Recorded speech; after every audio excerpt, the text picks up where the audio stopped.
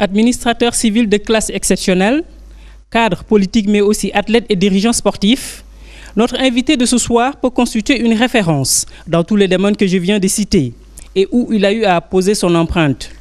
Ministre à plusieurs reprises sous différents gouvernements et différents régimes politiques, maire de collectivités locales, membre des hautes instances sportives internationales, il a choisi aujourd'hui de servir le Sénégal à travers sa communauté ethnique, les Lébou, dont il est devenu le chef supérieur. Un parcours riche et atypique qui peut en faire une source d'inspiration pour la jeune génération. Nous avons le plaisir d'accueillir ce soir sur le plateau de champions El Hadji Abdoulaye Makhtar Diop, Grand Serigne de Dakar.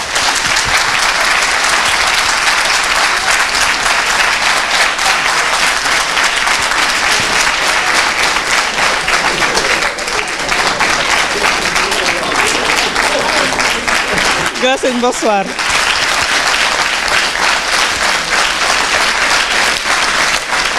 Merci à ce public qui s'est déplacé ce soir ici à la place du souvenir, parmi lesquels des dignitaires lébou. Bonsoir, Grand Serigne. Bonsoir. Et merci d'avoir répondu à notre invitation. Merci. Malgré votre agenda très chargé. Merci de m'avoir invité. Je vous en prie. Merci également à Adja Aram Diop, qui est notre doyenne dans la profession et qui est lébou aussi du côté de son père. C'est pourquoi nous l'avons invité pour parler de cette communauté lébou, mais également du parcours du Grand Serigne de Dakar, Abdoulaye Makhtar Diop. Bonsoir, Adja Aram. Bonsoir. La première question que je vais vous poser, Grand Serigne, c'est: vous avez occupé plusieurs fonctions dans ce pays, ministre, vous êtes député actuellement, en même temps Grand Serigne, vous avez été directeur général de Société Nationale. Parmi toutes ces fonctions que vous avez à occuper, quelle est la plus prenante? La fonction de ministre. En fait, si on veut être un très bon ministre, il faut connaître ses dossiers dans le moindre détail. Et cela implique de lire tout son courrier à l'arrivée et de signer tout son courrier au départ. Et cette leçon, je l'ai apprise à l'occasion d'un conseil des ministres. Et là, c'est une anecdote pédagogique. Un jour, en conseil des ministres, Abdou Diouf, s'adressant au ministre de l'équipement de l'époque, lui disait que sur un document, il était porté telle et telle observation. Le ministre lui répond en disant: Monsieur le Président, je crois que vous êtes trompé, je n'ai jamais signé une telle lettre. Alors Abdou Diouf, il a une mémoire d'éléphant. Abdou Diouf a répété le contenu de la lettre et la date. Et le ministre persistait en disant: je n'ai pas signé la lettre. Alors, Babacar Carlos Mbaye était le secrétaire général du gouvernement.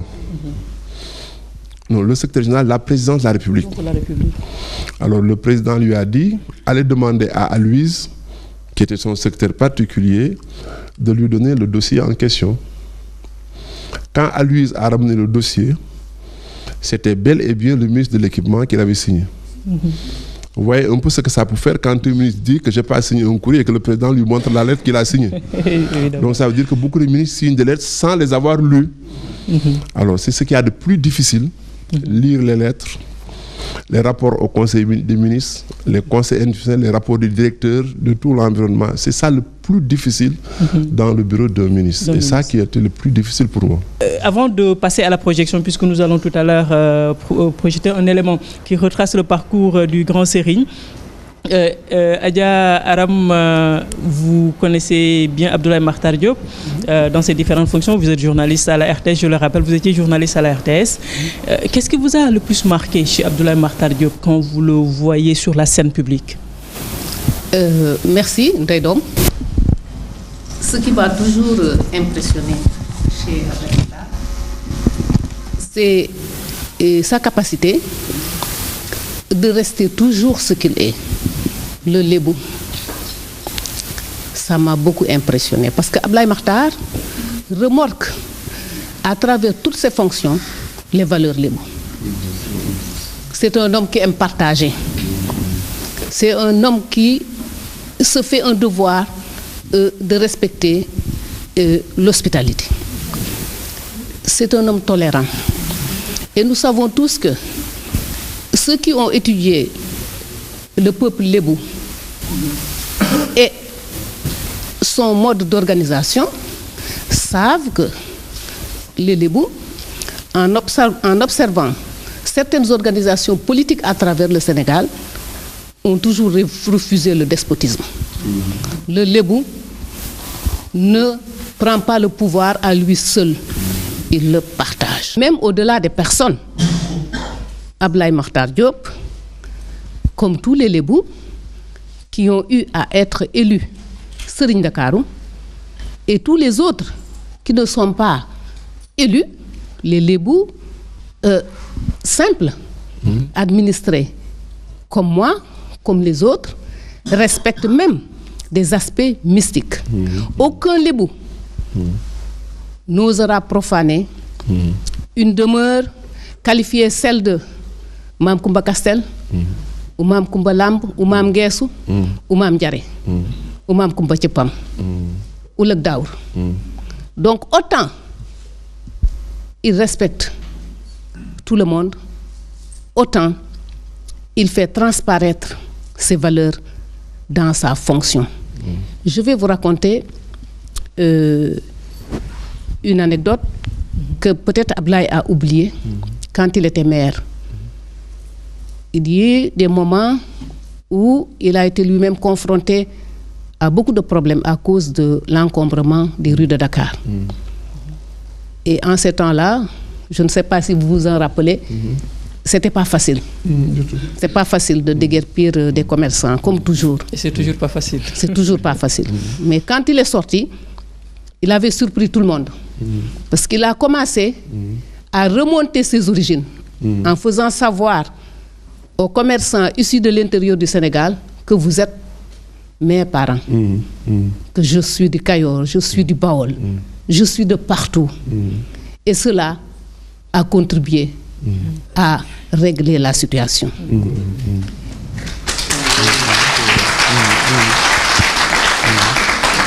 À travers l'émission PASTEF, il était directeur général de la SONES. Il a eu à appuyer mon émission dans le cadre du grand projet des branchements sociaux. Je pense que c'est lui qui a mis en place ce concept. Et un jour, avec les femmes de la SONES, nous nous sommes rendus dans la banlieue. Dans une partie de la banlieue que lui-même connaît. Parce que la banlieue, autour des villages traditionnels, il n'y avait pas de maison. Et les personnes sont allées, à cause de la sécheresse, vivre dans des endroits où il était très difficile d'acheminer l'eau. Donc, les femmes de son service avaient choisi ce quartier déshérité, très pauvre, et il avait tenu à ce que ces personnes-là soient les premiers à bénéficier de ce projet. Et je pense que ça aussi, c'est l'hospitalité de Lébou.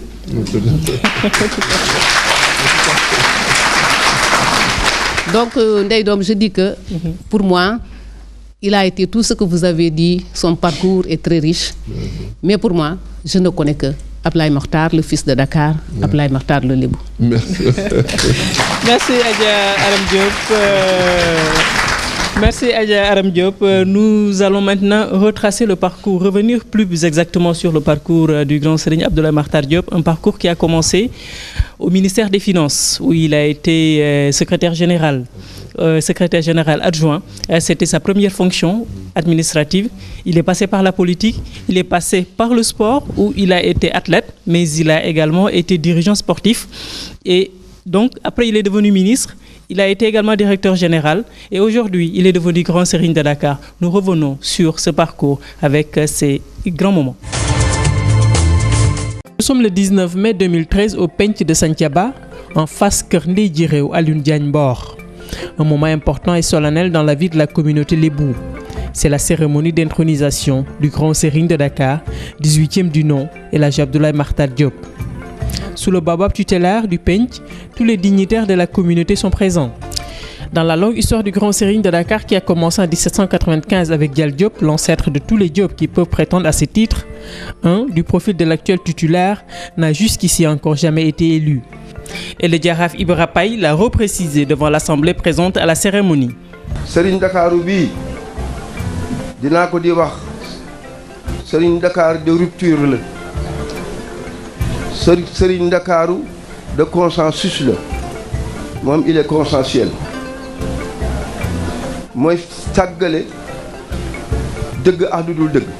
kon nag am kii tokk nga sa roy sa tànku baay kon nag continuer noonu mooy sa tànku maam sa maam Moussa Diop sa maam Moussa Diop mooy borom Milan mu rafet dina sàng yaram waaw wàllu ko sàng ji mokkal nga bismillah. Ablaye Matar Diop du Diop bi Moussa sa baay Moussa baayam jaray baayam ko rek ba ñu falee jël Serigne Ndakaaru ngoone me nga ay jël li mu di ko Ndakaaru. Chez les Lébou, la lignée détermine l'individu et le nouveau Grand Serigne en est parfaitement conscient. di wax nag ne lii fi xew biir la ci àndandoo Ndakaaru ndax ginnaaw bi juróom yooyu joxar bi ba pare fanweeri jàmbur yi ak juróom benn jóge ci fukki penc ak ñaar ñoo wéyal dogal suñu borom jël Ablaye Diop Makhtar mu dul Diop Moussa Diop mu jëli Bakar Baye mu sant Ndiaye mu jëli Mbodj Mbène man nag sama Serigne Ndakaaru dama koy sukkandiku ca mag ñi waxuñu woon Serigne Ndakaaru le wii de Serigne Ndakaaru waa Ndakaaru la ñu wax kon nag ku yeewoo Ndakaaru ku fi romb ku fi yendu ku fi xëyee maa ngi sa Serigne Ndakaaru imaam nee na ma yaa ko nangu kon doo wonk kon nag dama wonk du ma bindi ngir intérêt Dakar ngir intérêt Sénégal incha allah loolu la ñu fas yéene def. Dans la famille Diop, on sait d'où l'on vient et à quoi on peut prétendre dans la communauté. kuy doomu Lebu ñu dul doomu Lebu sax te yàgg Ndakaaru nekk ak ñun xam nañ ne ñun Masamba Kokki Diop ci la ñu soqee ko jalay sunu maam jala jur Moussa Diop mu jur du Diop Moussa mu jur sunu papa du Diop xam nga loolu soriwul ligne bu gàtt la boo xam ne amul jàdd kon ku ne xam na li nga moom xam nga li nga moom doo ko xëccoo moo tax Ablaye xëccoowul daal loolu laa la mën a wax daal dafa gàtt daal c'est direct amul yaay ak papa amul papa la mu jur papa mu jur maam c'est direct amul problème xëccoo daal amul si daal xam naa lu seytaane duggoon la te léegi kenn ku nekk xam nga sa bopp.